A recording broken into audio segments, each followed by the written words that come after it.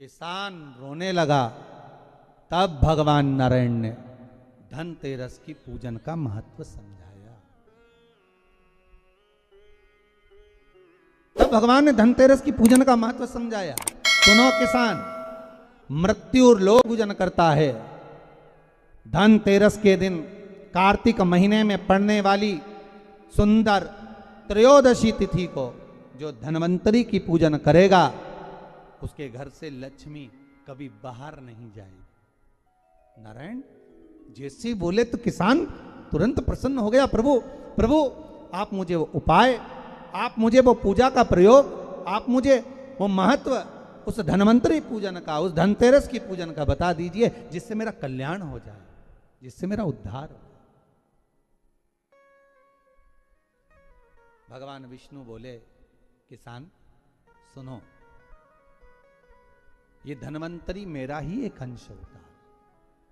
जैसे मेरे हाथ में शंख चक्र गदा पद्म सब धारण करा हुआ हूं, उसी तरह धनवंतरी का स्वरूप का यदि आप दर्शन करेंगे, आप धनवंतरी के चित्र का अगर दर्शन करेंगे, तो एक हाथ में उनके भी चक्र है, एक हाथ में उनके शंख है, एक हाथ में उनके औषधि है, एक हाथ में उनके अमृत का कलश है, और भगवान स्वयं नारायण का अंश प्रकट हो रहा है। बोल धनवंतरी भगवान की, धनवंतरी भगवान की। कहते हैं धनवंतरी भगवान का प्रागट्य जब हुआ था, तो भगवान शंकर ने धनवंतरी देव को देखकर कहा, वाह रे प्रभु वाह, क्या सुंदर स्वरूप धारण कर कर आए हो। प्रभु जब मेरे लिए विष लेकर आए थे तब एक आनंद दूसरा था, पर आज अमृत लेकर आए हो, उसका आनंद दूसरा है।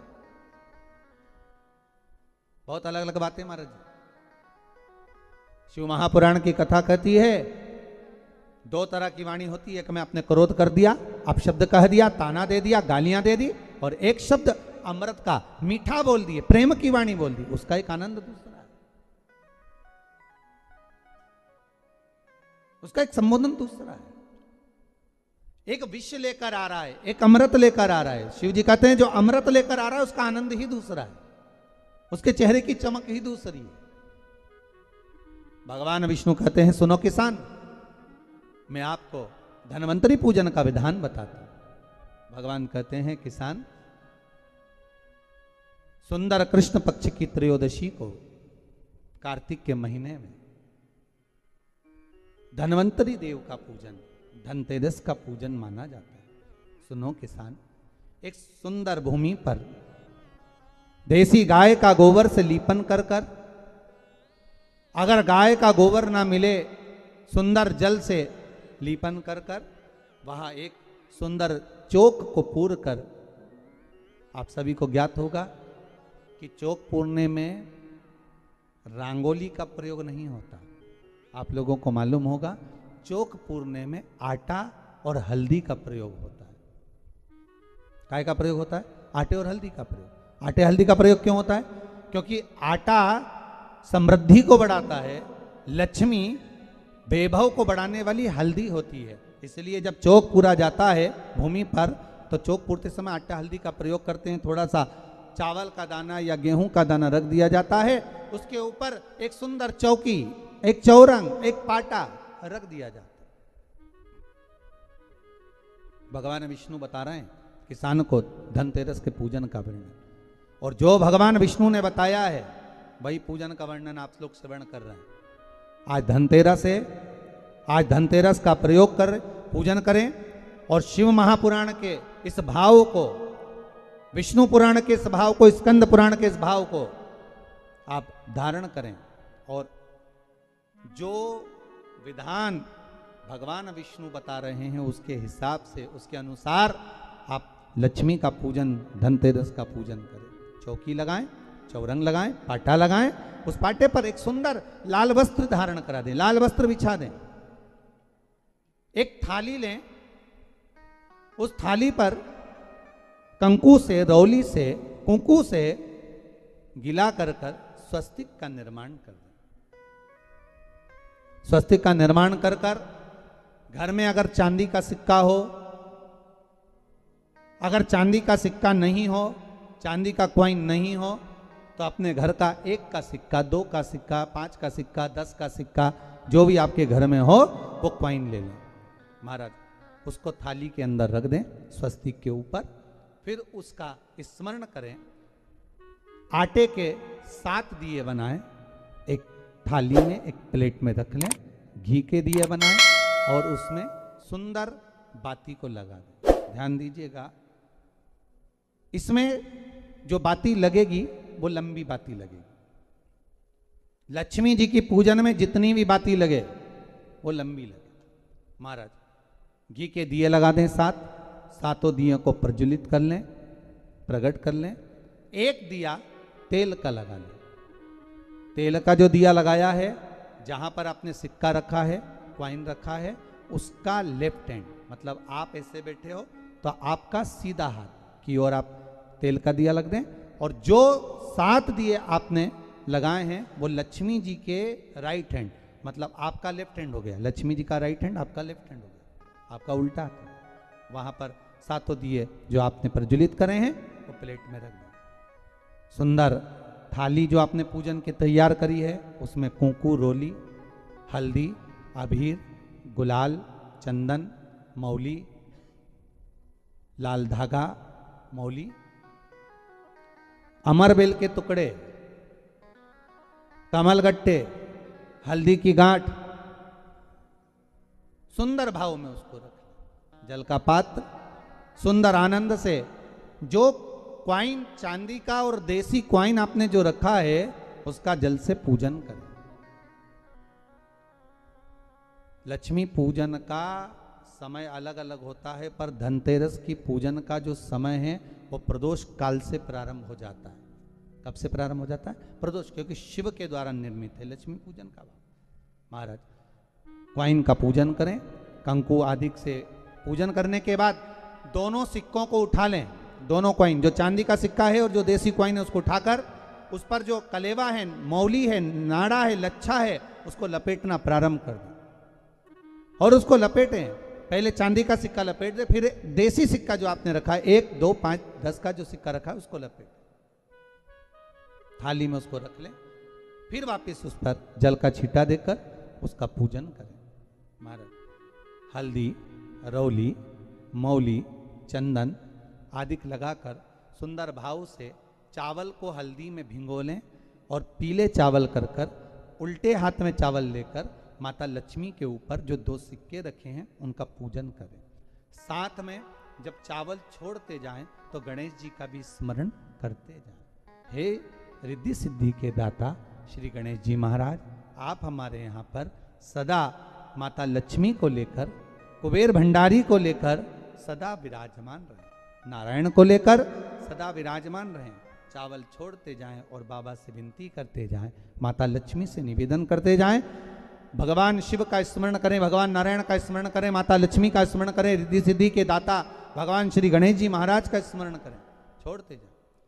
जब चावल पूर्ण छोड़ दें, पूजन पूरी तरह से हो जाए, तब महाराज 7 सुंदर आनंद से अमरबेल के टुकड़े, अमरबेल वृक्ष पर एक पीले कलर की बेल चलती है, पीली, उसमें पत्ते नहीं होते, वो किसी भी वृक्ष पर डली रहती, वो अमरबेल कहलाती।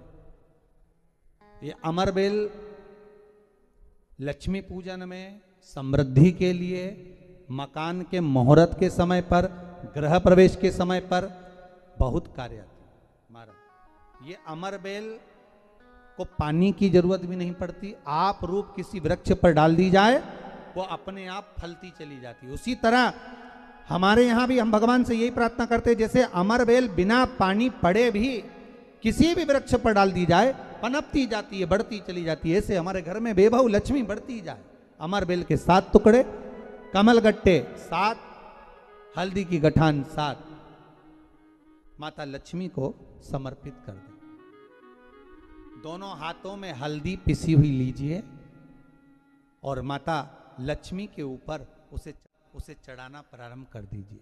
7 बार पिसी हुई हल्दी वो सिक्कों पर चढ़ा दें, अपनी मनोकामना कर कर अपने घर में माता लक्ष्मी को विराजमान करने के लिए। जब हल्दी पूर्ण चढ़ जाए, हाथ में कुंकू ले लीजिए, रोली ले लीजिए, उस रोली कुंकू को भी माता लक्ष्मी को समर्पित करिए।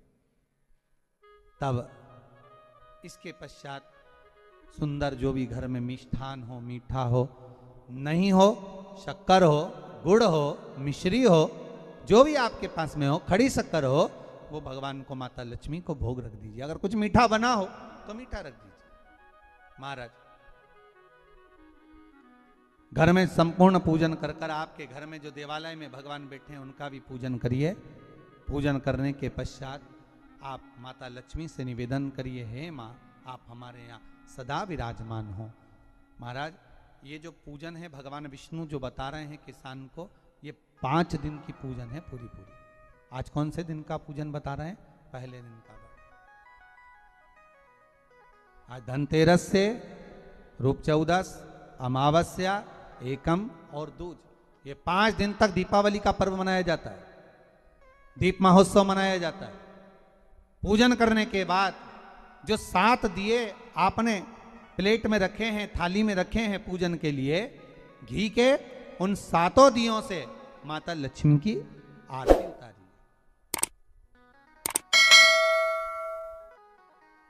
उन 7 दियों से माता लक्ष्मी का पूजन करिए, माता लक्ष्मी से विनती करिए, मां हम आपके पुत्र हैं, मां आप हमारे घर का रास्ता भूल गई हो, बहुत कष्ट है, बहुत दुखी है, पर भगवान शिव पर विश्वास कर कर, कुबेर भंडारी पर, कुबेरेश्वर महादेव पर विश्वास कर कर, भगवान नारायण के सुंदर प्रसंगों पर विश्वास कर कर, मां भगवान शंकर का अनुमोदन कर कर, हे मां आप हमारे घर में विराजमान हो, मां आप हमारे मार्ग को, हमारे घर को, हमारे घर के रास्ते को, हमारे घर के द्वार को आप भूल गई हो मां। हे बेबहू लक्ष्मी, हे धन लक्ष्मी, हे संतान लक्ष्मी, हे मां लक्ष्मी, हे धान्य लक्ष्मी, आप हमारे घर में विराजमान। 7 दीप जो प्रज्वलित करे हैं उससे माता की आरती उतारिए। फिर माता को झोली पसार कर प्रणाम कर कर भूमि पर नमन करो। जब झोली पसार कर प्रणाम करें, झोली को अपनी ओर गिरा लें और माता को नमन कर कर जो 7 दिए आपने लगाए हैं, उन 7 दिए को अलग अलग स्थान पर ले जाकर, जैसे एक घर के हॉल में, एक रसोई घर में, एक जहां पर आप लक्ष्मी रखते हो उस स्थान पर, एक घर के द्वार के पास में, एक तुलसी के क्यारे के पास में, ऐसे अलग अलग 7 स्थान पर उन दीप को रख दिया जाए। महाराज